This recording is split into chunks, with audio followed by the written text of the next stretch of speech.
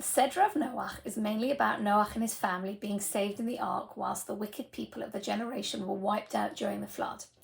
At the end of the Sedra, the Torah relates a short story which is only 9 Pesukim long about the Dor Hafalaga, the generation of disunion, the Tower of Bovel, and that can be found in Beraishit Perek Yud Aleph Pesukim Aleph Tetes.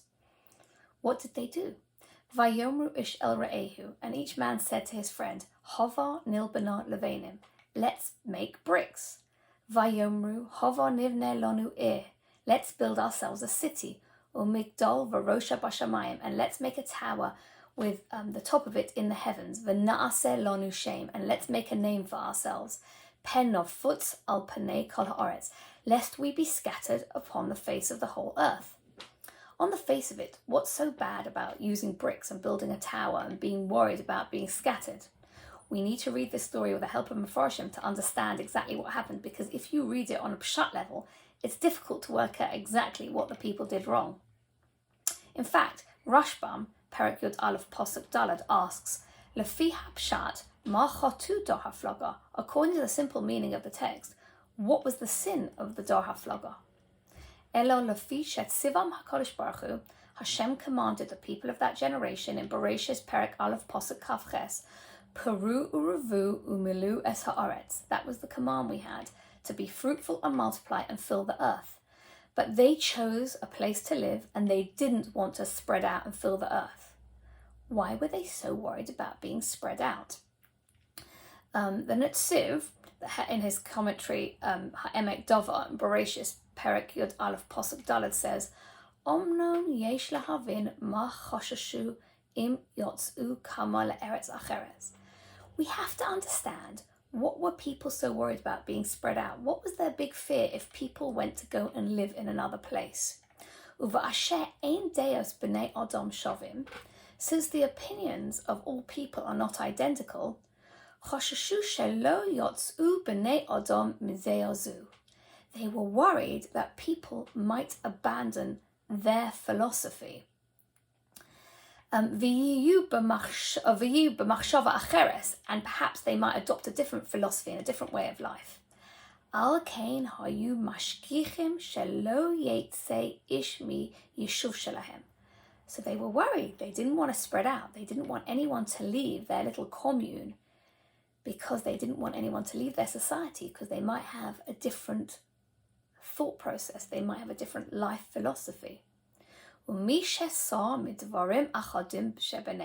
anyone who veered from this uniformity amongst them looked like they were really great, they were united, but in fact, they didn't want to let anyone have their own thoughts and ideas. Hayu mishpato l'sreifa. They were burned. Ka'asher asul Avram Avinu, just as they did to Avram Avinu. We know the famous medrash on the words Oracustim, that Avram was put into the fiery furnace. Anyone who wants to hear more about that, come and I'll tell you another time. And these people, shehechlitu laharog es mi shelo yachshov kedatom. They decided to kill anyone who didn't think like them. This sounds a lot more sinister than not wanting to separate from your friends and not being scattered and just building a little tower and a city. Everybody wanted to be near their friends and comrades. And in fact, the word comrades reminds me a lot of the novel written by George Orwell called Animal Farm, which tells the story of a group of farm animals who rebel against their human farmer, hoping to create a society where the animals can be equal and free and happy. But ultimately the rebellion is betrayed and things don't work out well, and they land up under the dictatorship of a pig. And one of my favourite quotes from that book is, he says, "This work was strictly voluntary, but any animal who absented himself from it would have his rations reduced by half. Not quite as voluntary as it seems." It's understood that this fable reflects the events leading up to the Russian Revolution and the Stalin era. Nobody in the Dor Hafalaga story was able to go to a different place. That's why they had to build a tower with its top reaching at the sky. And that way, it was almost like a watchtower, and they would watch and see if anybody would dare try and escape. That has painful echoes for me of East Germany, where the Stasi, official state security service of the DDR, the German Democratic Republic, controlled people's lives, even though they were hoping to give everybody a better quality of life. Anyone who dared try to escape the West was shot at the border. Now I'd like to talk about bricks themselves and why is it bad to build bricks? Surely it's amazing to have technological advances. This is the first time they could build bricks. In fact, they built the tower in a valley. They didn't want to have any help from Hashem. Rav Yosef Chaim Sonnenfeld, who passed away in Jerusalem in 1932, explains the fact they were using bricks was something tremendous. It showed technological breakthrough. For the first time, people could create their own building materials if there were no stones around. This led to a general feeling of power and control over a person's own fate. The Dor Hafalaga was so carried away with this power trip that they believed they could do anything, including defeating Hashem. Rashi tells us the people became so obsessed with a building project that even after Hashem confused their language, they tried to continue their project, even though they couldn't communicate with each other.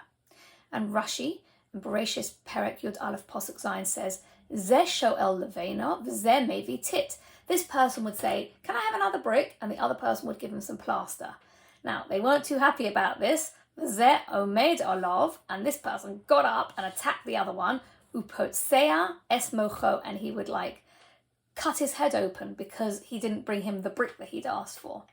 And in fact, the Medrash Pirkei Rabbi Eliezer Kaf Daled Vov tells us, Ve'im nofal adam umeis, and if a person would fall and die, lo somim es libom olav, nobody paid the slightest bit of attention. Ve'im nofla leveina achas, and if one brick would fall, which would stop them building their mission of building the tower, hayu yoshvin ubochin ve'omrim, people would sit and cry and say, Oy lanu, this is terrible. How terrible is this for us? Woe is to us. Ein mosai ta'aleh acheres tachteha. When will I get another brick in its place? There were no physical idols, no physical representations of God, merely a city and a tower. But this gives us a very important insight into idolatry, because Chazal tells us that these people wanted to serve idols. In the case of the Dor Hafalaga, mankind developed a distorted sense of self, an overestimation of their importance and power. This societal egocentrism leads eventually to denying Hashem, as man misconstrues his position in the universe vis-a-vis God. Idolatry should not be merely viewed as an action of bowing down to a wooden statue. Instead, it can be an ideology which begins with a person, a human being, viewing themselves in a manner incommensurate with objective reality. As the post-flood society developed and became cohesive, they became more advanced. Naturally, a creative drive emerged, ambition. They wanted to develop the society. They wanted to build a tower. But they wanted to build a tower to enrich their own distorted viewpoint. The city and the tower were physical expressions of their overestimation of self. So in this instance, it's the misuse of creativity that is the expression of idolatry. They cared more about bricks than a human life. When mankind revels in this inventive power, when the creative output merely serves to increase an outsized view of the self, then people forget about Hashem and the value of human life. There are many Mefarshim explaining what this short episode means, but when a human group of people value a brick more than they value a human life, something is not quite right. Good Shabbos.